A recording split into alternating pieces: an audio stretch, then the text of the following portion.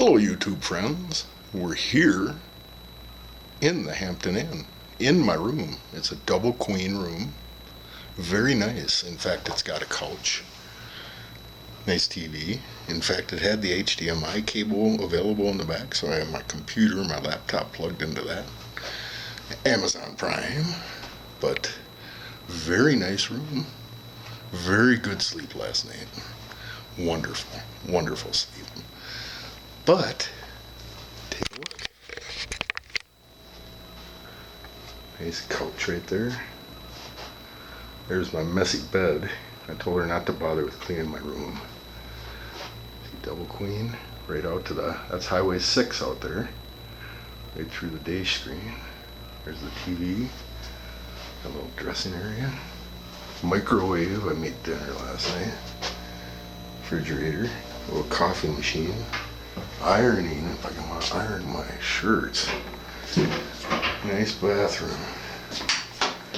Even took a bath last night. Actually put the laptop there and watched The Beast from the Cave. An old 1959 movie with Apollo was one of the stars. Apollo from Star Trek. I don't know who his name is, but I recognize him as Apollo. Star Trek fans know who I'm talking about. He was Apollo in that one episode. But I want to relay a life experience, a short life experience of mine that many might find kind of enjoyable. But I'm going to sit on the couch here and talk to you about it. The year is 1994. I was practicing yoga back then. I was out of karate classes and went into yoga. I found this nice lady out in Minnetonka called Dorothy Hale. So I started taking classes from her in 1993. And I went ahead and continued my practice there. In fact, they had me teach a few classes on their Thursday night programs down at the Meditation Center in Minneapolis on University Avenue. So it was enjoyable experience. I met a lot of nice, very calm people. So in 1994, they offered this month-long tour to India. A whole month, September to October. So I jumped on the chance. One price included everything, all the way to the Himalayas, flights and everything. So I booked that trip. My dad took me to the airport. I dressed kind of stupidly. I wore my suit jacket, not really considering where we were going to land and where we were going to be. You know, in Minneapolis, my first couple stops, we had to go down to St. Louis first. I felt okay, you know, I'm dressed in my suit. I get to New York. I see other members in our tour group. They're all dressed in, you know, khakis and, you know, backpacks and shit like that. And here I got my suit jacket on. I'm feeling like kind of an idiot. But, what the hell, I let it slide. Everybody did. We were all friends. They're very nice people that I traveled with. But we took our flight. It was a long flight to India. We stopped in Frankfurt, quite an airport in Frankfurt. In fact, the first time we deboarded, we went onto a bus. But even in 1994, the airport tarmac at Frankfurt had jeeps with machine guns on them, just to keep guard of the airport. So this is in Germany, and I see jeeps with machine guns on them. So I'm thinking, oof, what am I getting myself into here? Well, we get back on the plane, nothing happened, and it was nice waiting in the airport. In fact, their floors there in the Frankfurt airport are kind of different. They're kind of like a plastic, almost like a Lego board, you know, big Legos on the whole floor. It's the gray Legos, you know, like the male part of the Lego. Oh, their whole floor, easy to clean, I suppose. All plastic, no carpeting, just all that same Lego design throughout. But anyways, we land in India. It's taking a whole hour. It's morning time there. We left in the afternoon in New York. And here it's morning time. I didn't sleep hardly at all on the plane. And in fact, we were on the sister to the DC-10, L-1011. We took an L-1011 for the long jaunt between Frankfurt and New Delhi. For our group, they already ordered us all our meals, so I had to eat. I couldn't order the other good meals that they were. I was a little disappointed in that, since I was part of the group. They already ordered for me. But we landed in New Delhi and go through customs there. They knew the group that was landing, since the guy that'd be teaching the classes is well known in India. So we boarded buses and we started heading north on these highways, different kind of buses, really different buses than Americans are used to. Rough roads, cows in the roads, watching traffic, people with their carts. It's a whole different culture shock after leaving New Delhi. In fact, landing in New Delhi, I go into the restroom because I had to piss so bad, and the toilets were flush to the floor. Flush meaning even, level with the floor. So if you want to go poop, you gotta squat. So be aware of that. If you fly into New Delhi, you're gonna be squatting to poop. So go on the plane before you get off. Luckily, our hotel and where we finally stayed had American toilets, so I didn't have to squat. But anyways, we finally made our way up to Rishikesh. We got our way into the Genghis Khanar Hotel, I believe it was. We got all checked in. And we had a couple days of seminars and everything. So one day on the afternoon after the seminars and we had lunch, I take this walk. I don't know if it was east-west, but up the other road from where the hotel was and the ashram was, where the guy lived that taught the classes. And I'm walking up this road, and all of a sudden I see these clay huts with trees growing out of them. I mean, big trees. I think they're called banyan trees. So I'm thinking, well, what the hell are trees growing? So I'm curious. I have to walk over by them. There's several back in there. All through this grassy field, there was several of these kind of clay huts that had these big trees growing right out of the top of them. And I'm thinking, well, how the heck did trees grow out of those clay huts? So I examined one. I walked up to one and started examining it, and all of a sudden I kind of look over to my left, and there's this temple, an ancient kind of temple with smoke coming out of it. And all of a sudden the whiff of smoke hit me like a blast. It was hash. The guy was burning hash in his sacred fire pit. But I continued looking. I whiffed it. I was almost getting high, even way over there, just with that little whiff. But anyways, I had to examine these clay huts. I mean, they're big trees. These things had to be almost 3 feet in diameter, growing right out of a clay hut on the roof.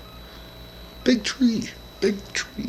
So I'm looking at all the roots. All of a sudden, the temple guy kind of comes over and is just kind of giving me, it didn't really walk towards me, but he comes out of the temple looking at me, kind of giving me an evil eye or whatever. But I continue looking at these clay huts. And so I figure, well, what the hell? I'm going to go over and talk to this dude. Even though he's kind of giving me the evil eye, I wasn't scared at all. I was curious. I wanted to get closer to the hash, actually. It was billowing out of this temple. I got closer and closer, and it started smelling better and better and better. And I greeted him with the traditional Indian greeting of namaste. It's kind of like a hello, goodbye, kind of like ciao in Italy, or same type thing, namaste. But I greeted him with namaste and told him where I was from. I was down the road, learning from, Swamiji down the road there. He understood right away what group I was with. In fact, he became very friendly then. He understood, and he wasn't mad at me looking at his sacred huts then. I told him, in fact, he could kind of speak broken English. I tried to ask him how they grew out of there, but All he could really tell me also is there were ancient yogis of the ancient past that took leave of their bodies there.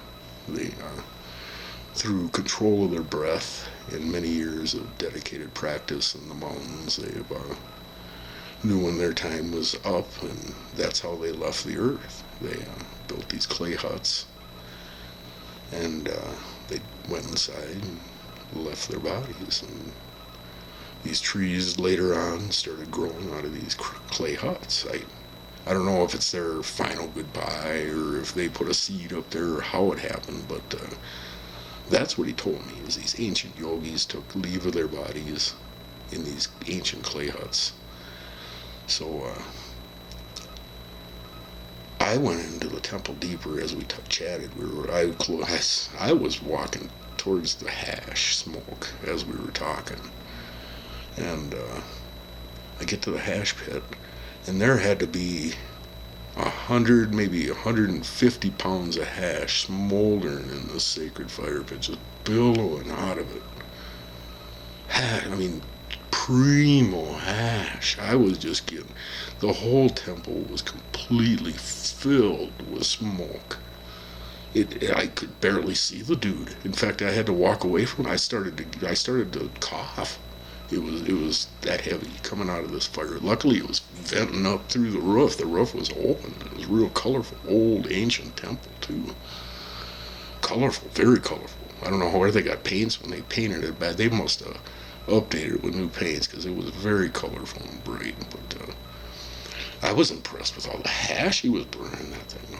There, I don't know. There was big, instead of logs in a fire, imagine big chunks, rocks, boulders of hash smoldering there. That's what was producing all that smoke. And he said that that's their daily ritual they were performing at the temple. So I started heading back, thoroughly wasted. I was so wasted. I hadn't been stoned in over a year. My friends that know me real well know that I was recreational all the way until 2004, until my stomach experience. Now it's a combination of recreational and medical now with my completely screwed up digestive system. It helps me to pass gas and gives me an appetite now. So I do it probably more for medical than recreational nowadays. That's why I'm so glad it became legal. But anyways, I'm heading back down the road, thoroughly wasted. I was just blitzed out of my mind from this primo hash. I mean, I stood in there. We'd talk 15 minutes, and I mean, when I was younger, we went to stuff. I mean, it was illegal back then, but we went to bong-a-thons. In fact, we had a whole group of friends. We brought a whole quarter pound and a few bongs, and we went camping, and we called it a bong-a-thon. That was back in the old days when I was like 19, 20 years old, when you had the Mexican weed and you had to clean half your quarter pound with seeds and stems. And it smelled like a musty old basement. But it got us wasted.